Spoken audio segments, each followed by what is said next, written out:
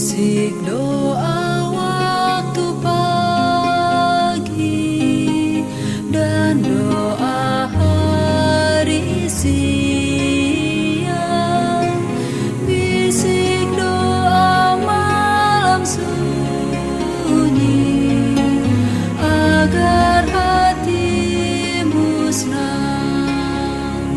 Shalom, salam sejahtera untuk kita semua. Waktu yang istimewa ini mari kita siapkan hati dan pikiran kita. Kita akan merenungkan kebenaran firman Tuhan. Sebelumnya mari berdoa. Bapa di sorga, kebutuhan kami saat ini ialah hadirnya kuasa Roh Kudus-Mu. Kiranya hadir di tengah-tengah kami, menguasai hati dan pikiran kami, sehingga kami boleh mengerti setiap firman yang akan kami baca dan renungkan. Dalam nama Yesus, amin. Renungan hari ini berjudul, apakah Anda domba atau kambing? Ayat inti Matius 25 ayat 31-33. Apabila anak manusia datang dalam kemuliaannya dan semua malaikat bersama-sama dengan dia, maka ia akan bersemayam di atas takhta kemuliaannya. Lalu ia akan memisahkan mereka seorang daripada seorang, sama seperti gembala memisahkan domba dari kambing. Dan ia akan menempatkan domba-domba di sebelah kanannya dan kambing-kambing di sebelah kirinya. Pada akhirnya, Tuhan tidak memisahkan yang benar dari yang jahat berdasarkan khotbah penginjilan yang telah kita sampaikan, penyakit-penyakit yang kita sembuhkan, atau bahkan mujizat yang kita terima. Sebaliknya, Dia melihat apakah orang-orang merasa lebih baik karena telah bertemu dengan kita. Apakah Anda memberi makan kepada yang lapar, air bagi yang haus, pakaian bagi yang memerlukan, penghiburan kepada mereka yang sengsara, persahabatan dengan mereka yang berada di penjara? Pada penilaian akhir, gelar, diploma, dan statistik pembaptisan bukan ukuran. Tuhan tampaknya peduli pada kebaikan-kebaikan kecil yang dilakukan kepada orang-orang di sekitar kita. Apakah ini adalah pembenaran melalui perbuatan-perbuatan kecil? Yesus menambahkan perincian penting pada perumpamaan ini yang sangat menarik bagi saya. Setelah Dia memuji domba-domba atas perbuatan baik mereka, domba-domba itu bertanya, "Apa maksud perkataanmu?" Mereka terkejut bahwa ada orang yang memuji mereka atas tindakan mereka. Bagaimana ini bisa terjadi? Kelompok domba pada dasarnya baik hati. Mereka adalah orang-orang yang baik. Kelompok domba tidak memberikan segelas air karena disuruh. Mereka tidak menjenguk orang sakit karena Yesus adalah Raja. Mereka hanya melihat seseorang yang membutuhkan dan memberi bantuan. Mereka terkejut karena ada orang yang memperhatikan tindakan mereka, apalagi memberikan imbalan kepada mereka.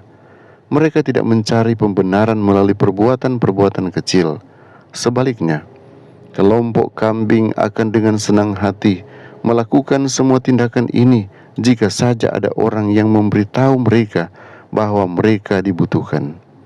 Saat kelompok kambing zaman modern membaca Matius 25, mereka membuat daftar, lemari, makanan pada hari Senin, pengabdian masyarakat pada hari Selasa, pelajaran Alkitab dan kraft untuk anak-anak pada hari Rabu, dan layanan penjara pada hari Kamis. Ini semua adalah proyek yang bernilai untuk dilakukan. Kelompok domba melakukannya juga, tindakannya sama, namun sikap di baliknya berbeda. Di sepanjang Injil Matius terdapat sebuah tema, Allah tertarik pada sikap. Yesus mulai mengajar dengan memuji orang yang miskin dalam roh, berduka cita, lemah lembut, penyayang, dan tulus hati. Dia mengatakan bahwa kemarahan sama buruknya dengan membunuh dan nafsu sama buruknya dengan persinahan. Dia mengutip Hosea, "Yang ku kehendaki ialah belas kasihan dan bukan persembahan." Matius 9 ayat 13. Dia memberitahu murid-muridnya bahwa mereka harus menjadi seperti anak kecil. Apa yang paling penting dalam hidup kita di bumi ini? Yesus berkata bahwa kita harus menjadi orang-orang baik yang mencerahkan lingkungan sekitar kita. Tuhan mempunyai sifat ini. Dengan memandang karakternya, kita menjadi seperti Dia. Apakah Anda seekor domba atau kambing? Apakah Anda memerlukan perubahan sikap sebelum bertemu Raja? Kiranya Tuhan Yesus menolong kita mengerti setiap firman yang sudah kita terima saat ini. Mari kita berdoa. Bapa di sorga, kami datang dengan penuh ucapan syukur karena penyertaan-Mu yang sempurna yang kami rasakan. Kami boleh menerima firman saat ini, kiranya firman ini menguatkan kami, dan kami ada di kelompok domba yang senang melakukan hal-hal baik kepada orang sekitar kami. Bahkan secara otomatis kami memperhatikan orang-orang yang membutuhkan perhatian.